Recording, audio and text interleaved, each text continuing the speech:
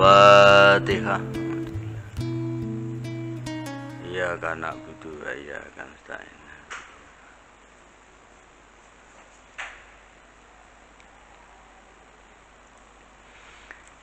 Bismillahirrahmanirrahim. Alhamdulillahirabbil alamin. Wa bihi nasta'inu ala umuri dunya waddin. La haula wala quwata illa billahil aliyil azim. Assalatu wassalamu ala asrofil anbiya'i wal mursalin wa ala alihi wa ashabihi ajma'in, amma ba'du. Para jamaah, Bapak Ibu yang sangat kami muliakan, alhamdulillah kita bersyukur kepada Allah Subhanahu wa taala. Malam ini kita bisa sholat maghrib berjamaah, kemudian dilanjutkan pengajian. Mudah-mudahan semua ibadah kita diterima oleh Allah dan kita ngaji mendapatkan ilmu yang manfaat dan barokah. Amin ya rabbal alamin. Wa'lamu annal imana billahi i'tiqadu annahu wahidun la nadhiru lahu fi dzatihi wa sifatihi wa la syarika lahu fi uluhiyati wa hiya istihaqqul ibadati wa annahu qadimun la ibtida'a liwujudihi wa bakin la intiha'a li abadayatihi.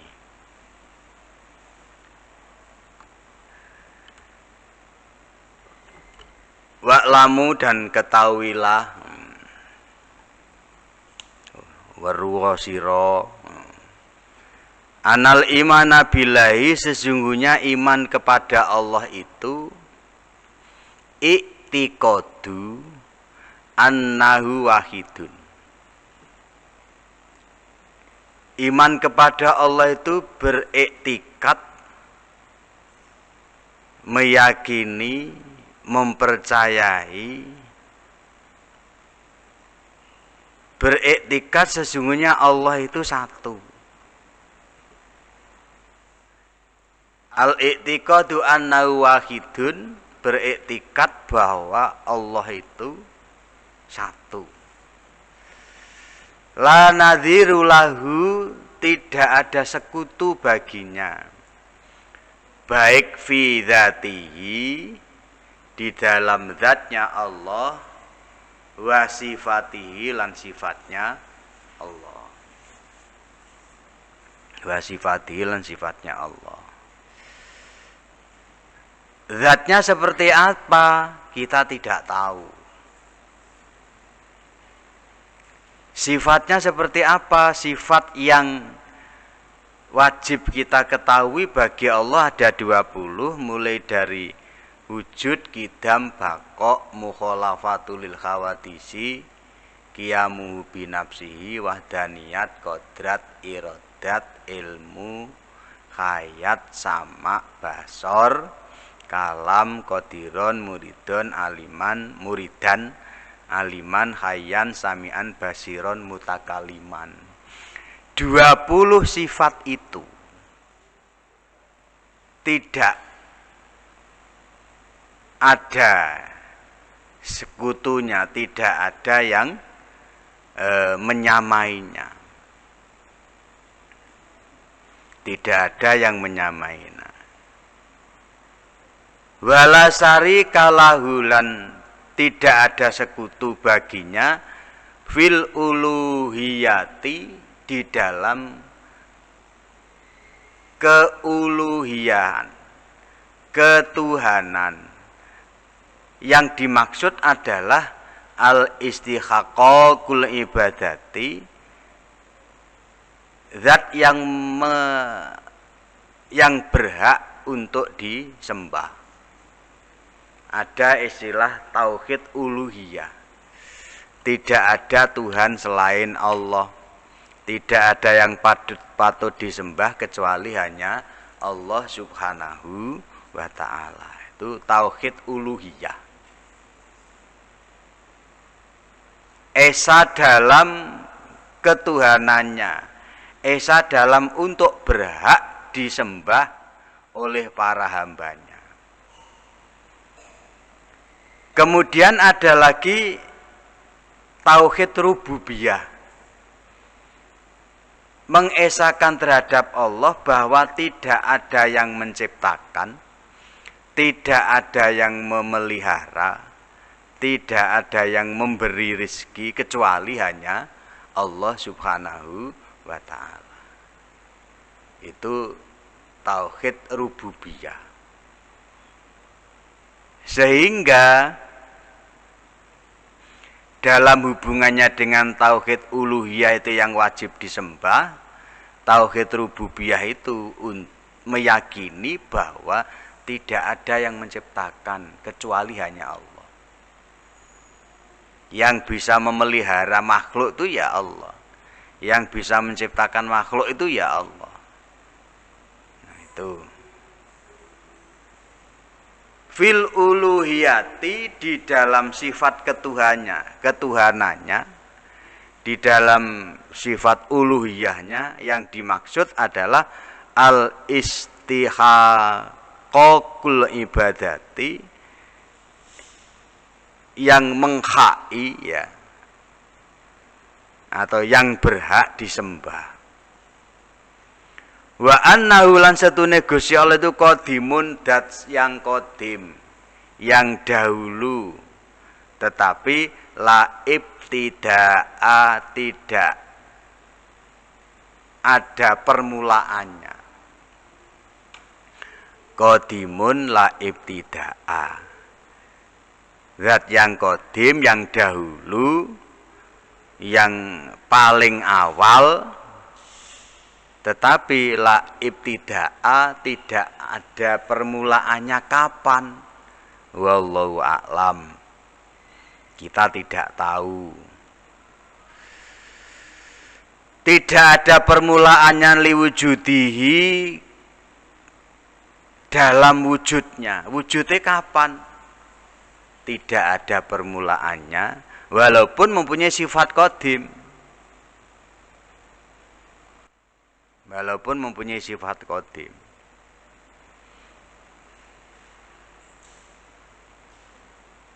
Wa bakin lan sifat bakok.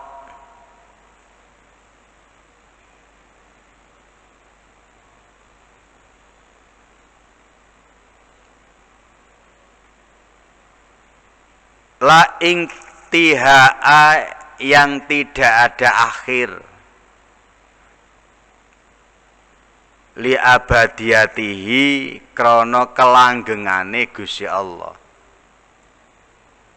Jadi ya ada sifat dalam Asmaul Husna itu al-akhir, yang paling akhir, tapi tidak ada kapan, tutupnya itu kapan.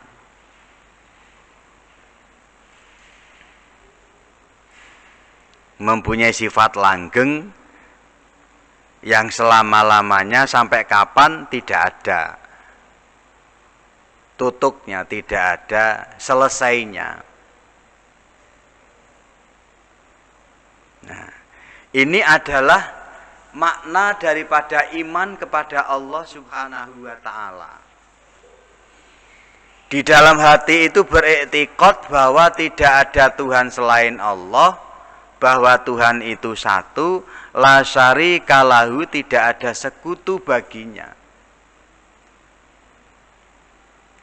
Zat yang qadim tetapi tidak ada permulaannya, zat yang kekal tapi tidak ada sampai kapan batasannya, dan bersifat langgeng, bersifat bakok.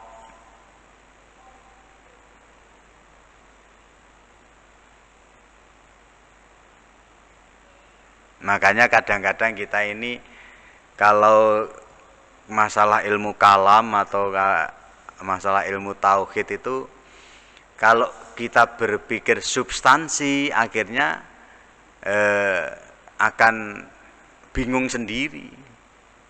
Oleh karena itu yang paling mudah adalah iktikad itu ya pokoknya yang ada dalam hati kita itu meyakini sudah. Tidak perlu dirasionalisasi. Diyakini karena apa? Hal-hal yang berhubungan dengan tauhid itu merupakan doktrin dan bukan masalah furu'iyah, sehingga kita dalam hal rukun iman itu ya yakin, beriman, di dalam hati kita yakini, dalam lisan kita ikrarkan, dalam perbuatan kita lakukan kalau itu perintah, dan kita tinggalkan kalau itu larangan. Mudahnya seperti itu.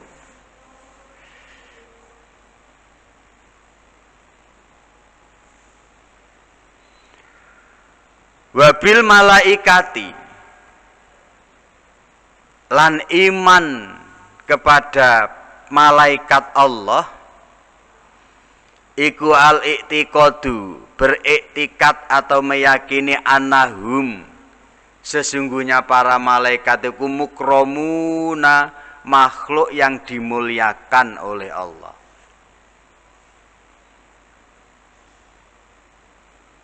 Malaikat itu adalah makhluk yang dimuliakan oleh Allah, layak sunallaha, dan tidak pernah bermaksiat dan membantah kepada Allah, ma'amarohum, sesuatu yang diperintahkan oleh Allah. Jadi nggak ada maksiat, nggak ada menolak atau membantah terhadap perintahnya Allah. Ya karena memang kepribadiannya, struktur kepribadiannya itu, para malaikat itu hanya ada dua, yaitu akal hati dan akal fikir. Nafsunya tidak ada. Kalau manusia itu diparingi akal hati, akal fikir dan nafsu, malaikat hanya akal saja, yaitu akal hati dan akal fikir. Nafsunya tidak ada. Oleh karena itu, layak sunallaha ma'amarohum, tidak pernah bermaksiat kepada Allah terhadap apa yang telah diperintahkan.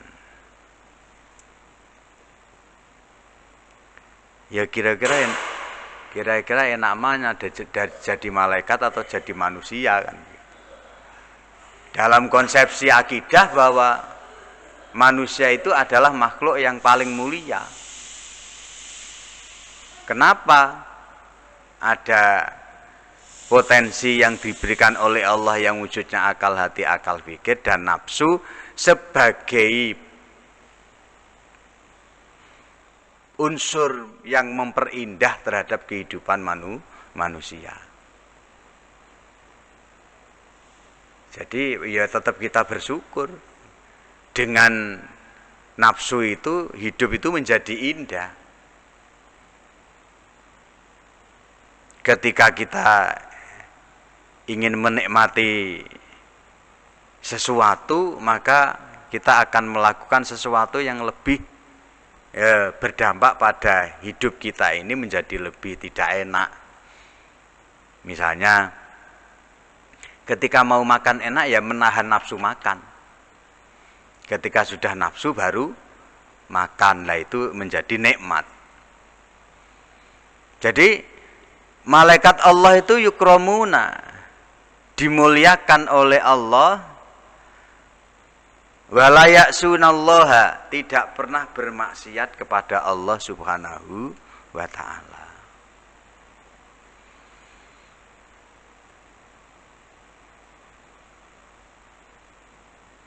Wa yaf'aluna ma yu'marun, dan selalu melaksanakan apa yang sedang atau yang akan diperintahkan oleh Allah Subhanahu wa ta'ala. Manut sesuai dengan tugasnya masing-masing. para malaikat Allah jumlahnya yang banyak, kemudian yang 10, ada 10 malaikat yang wajib kita ketahui, mereka mempunyai tugas yang berbeda-beda, yang selalu melaksanakan apa yang telah diperintahkan oleh Allah Subhanahu wa ta'ala. Jadi di dalam konteks masalah malaikat ini akan melihat bahwa tauhid rububiyahnya Allah itu juga diwujudkan dalam kita mengimani dan mengiktikadi bahwa kita sebagai hamba Allah diciptakan oleh Allah, dipelihara oleh Allah, diparingi rezeki oleh Allah melalui para malaikat. Para malaikat juga termasuk utusan Allah. Shadiku nafima akhbaru, yang benar terhadap apa yang telah dikabarkan oleh para malaikat kepada manusia. Shadiku nafima akhbaru bihi, yang benar apa-apa yang telah dikabarkan oleh para malaikat. Jadi kalau kita melihat tugas para malaikat itu antara lain adalah kebenaran di dalam apa yang dikabarkan oleh para malaikat kepada hambanya sebagai ajaran atau tuntunan yang diberikan oleh Allah kepada malaikat, yang disampaikan pada para nabi, yang juga untuk dirisalahkan kepada seluruh umat manusia, yang diajarkan kepada seluruh umat manusia. Jadi ketika kita sudah beriktikad iman kepada para malaikat itu yang meyakini bahwa malaikat itu mulia. Kenapa mulia? Tidak pernah maksiat. Kenapa tidak pernah maksiat? Tidak ada nafsu. Diciptakan oleh Allah sebagai hamba yang selalu patuh dan taat untuk melaksanakan apa yang diperintahkan oleh Allah. Sebagai gambaran apabila kita lihat pada proses kejadiannya Nabiullah Adam alaihissalam, Allah menciptakan Nabi Adam setelah para malaikat diciptakan. Begitu Nabi Adam diciptakan oleh Allah, para malaikat disuruh sujud.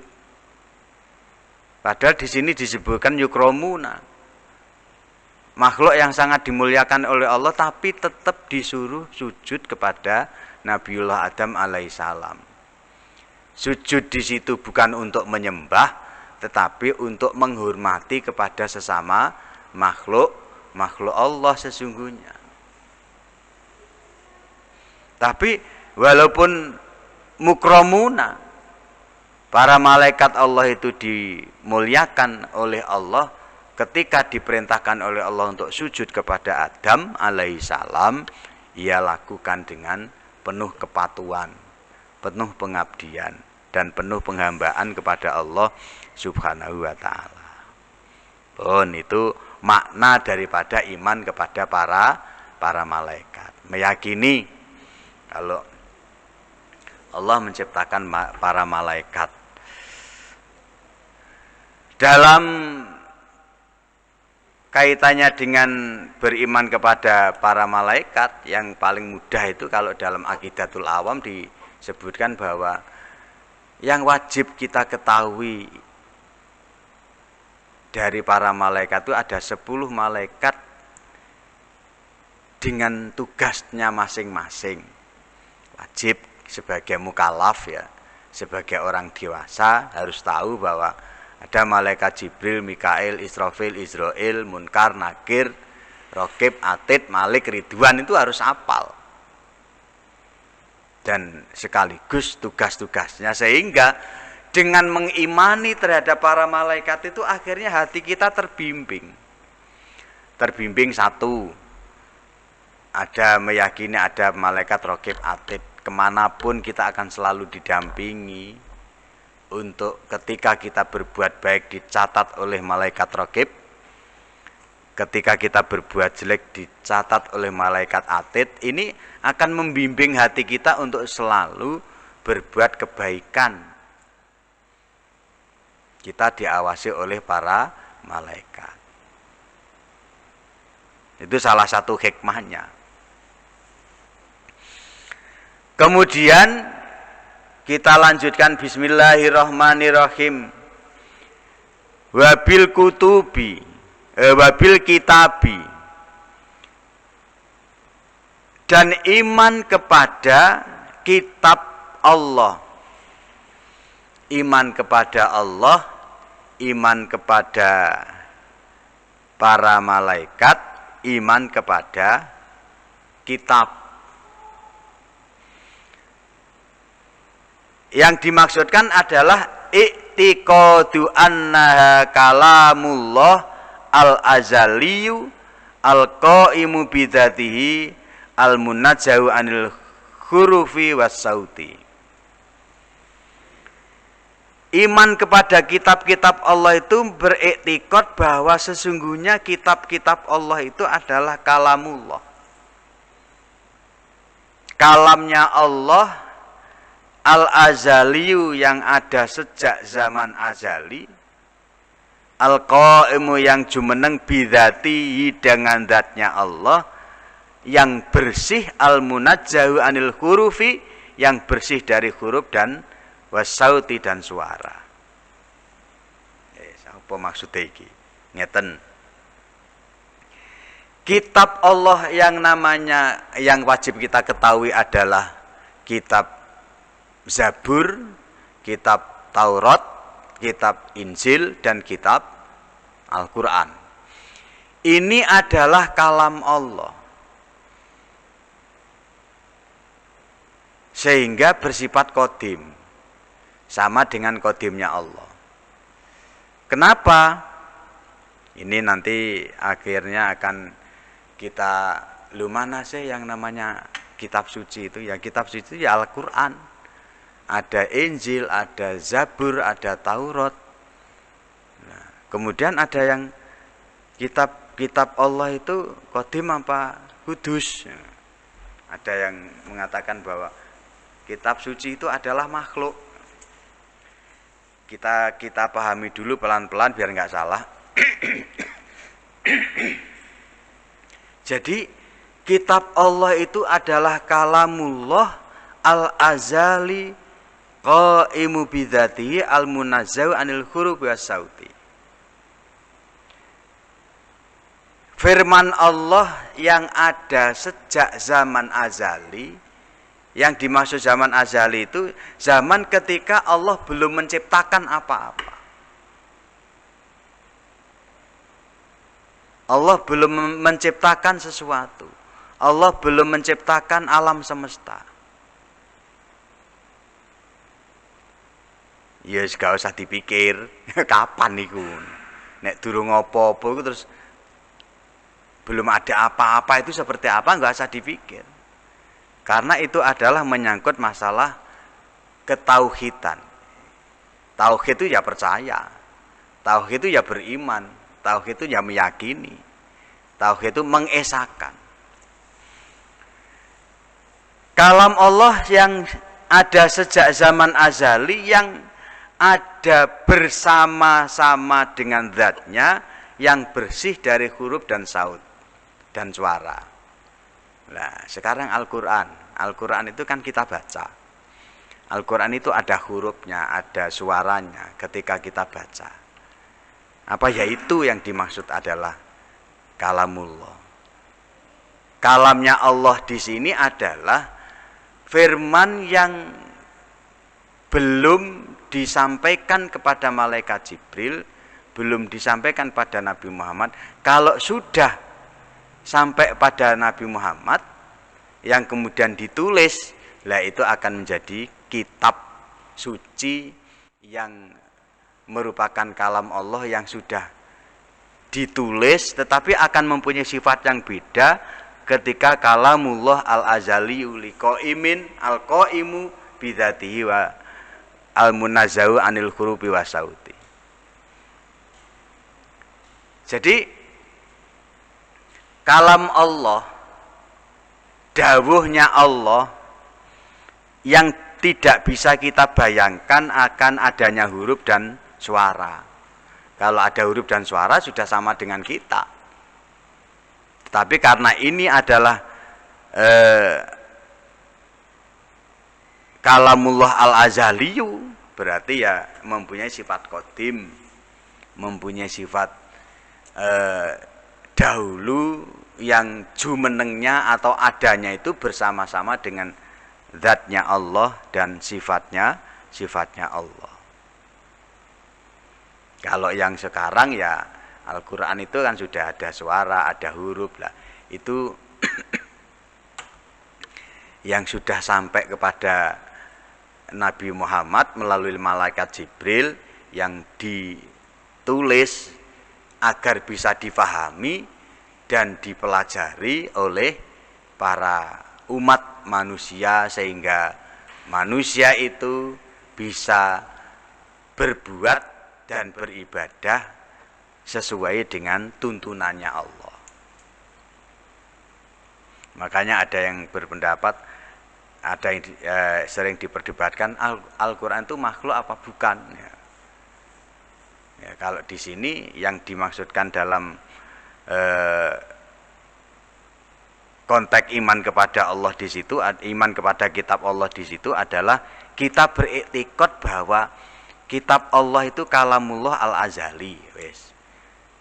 Ada sebelum sesuatu itu ada, kemudian itu adanya bersama-sama dengan Allah Subhanahu wa taala. Karena apa? Berkait dengan bahwa itu adalah kalamnya Allah. Allah mempunyai sifat kalam atau mutakaliman, zat yang maha berfirman.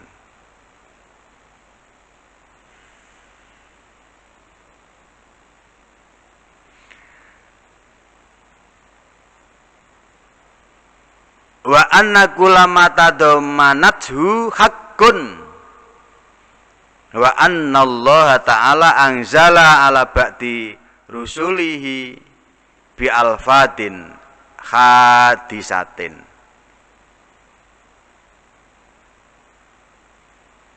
Lan saben barang yang nyimpen hakun keapian atau kebaikan, wa anallaha ta'ala sesungguhnya Allah ta'ala anzalaha telah menurunkannya kitab itu ala ba'di rusulihi terhadap para rasulnya bi alfatin hadisatin dengan beberapa lafaz yang baru. Nah ini maksudnya. Jadi Al-Quran yang sudah diturunkan kepada kita itu, yang diajarkan kepada kita itu adalah qad anzalaha ala ba'di rusulihi bi alfati hadisatin dengan beberapa lafaz yang baru. Dan Allah telah menurunkannya terhadap para nabi dan rasul dengan beberapa lafaz atau kata-kata yang anyar. Fi alwahin ing dalem pira-pira papan tempat au ala lisanil malaki atau terhadap lisan para lewat lisan para malaikat Allah. Tuh, jadi itu yang dimaksud iman kepada kitab-kitab Allah. Sesungguhnya banyak kitab Allah itu, cuman yang wajib diketahui oleh mukallaf dalam kaitannya dengan akidah, keimanan kita, ada 4 kitab yang wajib kita ketahui. Diketahui di situ artinya tahu kalau mengimaninya terhadap 4 kitab, yang kita lakukan hanya yang ada di dalam Al-Quran dan Al-Quran, kemudian yang 3 kitab yang lain, ajaran-ajaran yang ada di dalamnya sudah terangkum di dalam Al-Quranul Karim. Itu yang dimaksudkan adalah beriman kepada kitab-kitab Allah.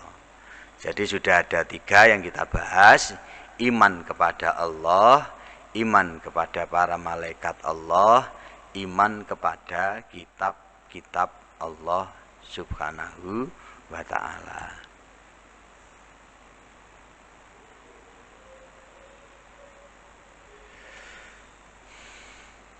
Pun lanjutkan.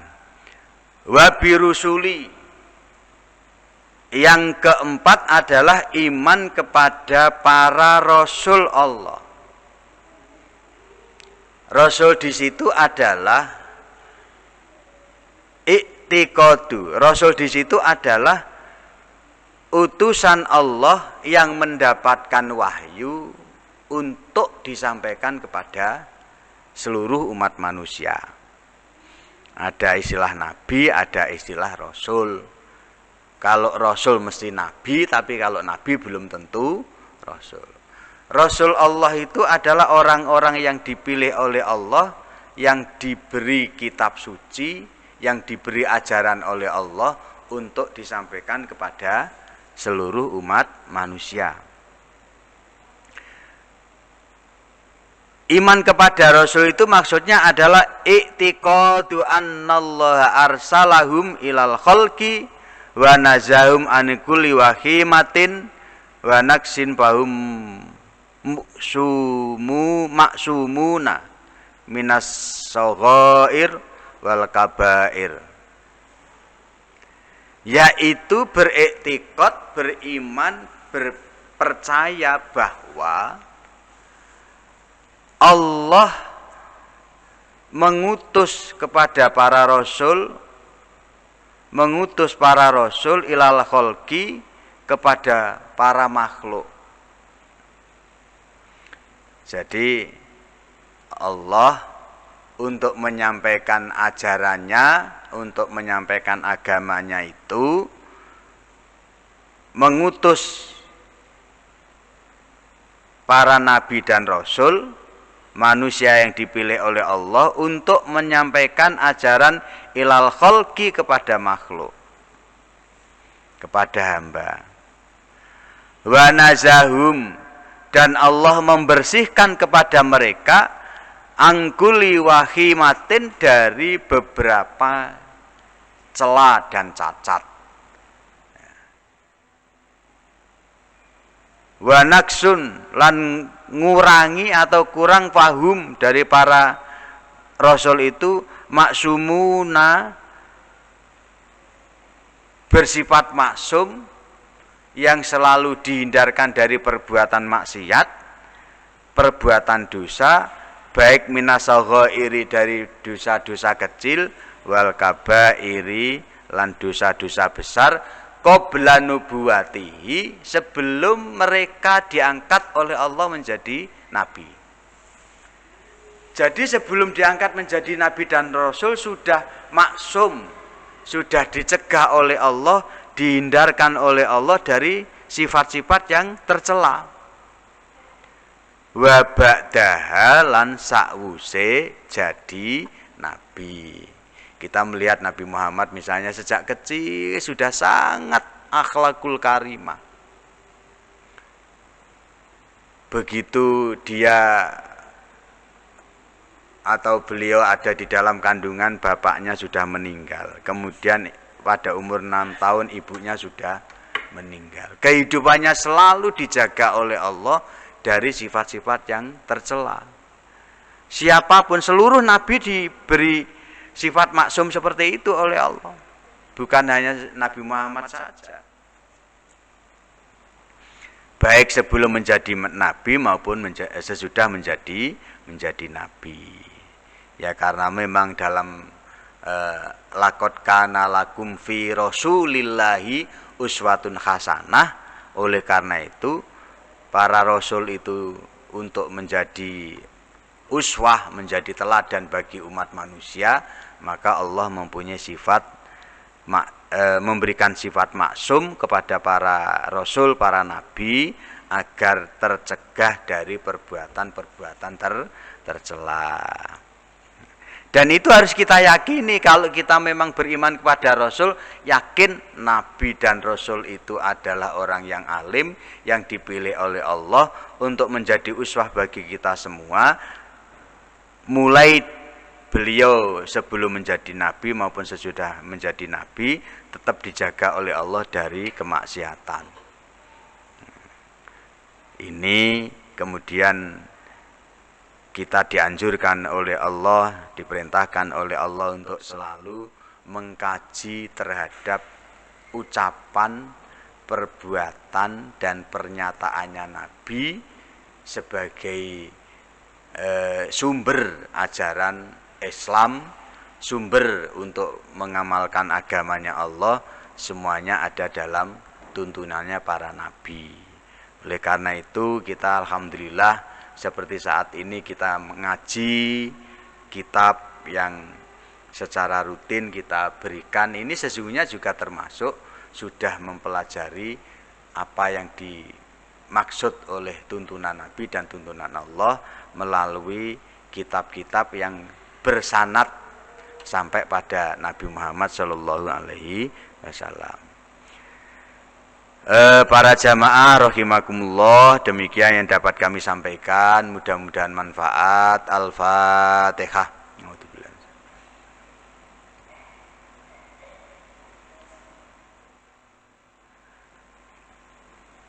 Bismillahirrahmanirrahim. Allahumma shalli ala sayyidina Muhammadin wa ala sayyidina Muhammad. Alhamdulillah wa amin.